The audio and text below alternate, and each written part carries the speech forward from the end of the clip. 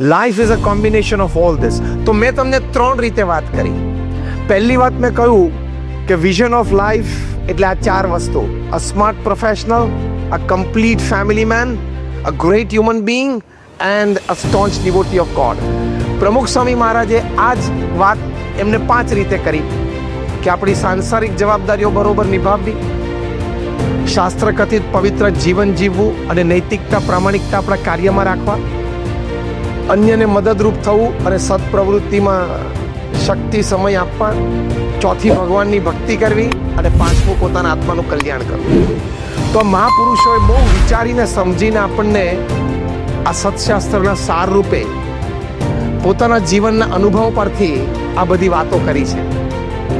તો આવા ફ્રેગમેન્ટ્સમાં આપણું જીવન વ્યતીત થાય તો જીવનના અંતે તમને સંતોષ થાય.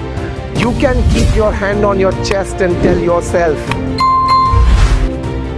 તમે જીવનના અંતે તમારી છાતી પર હાથ મૂકીને બોલી શકવા જોઈએ ને કે હું મારું જીવન જીવ્યો.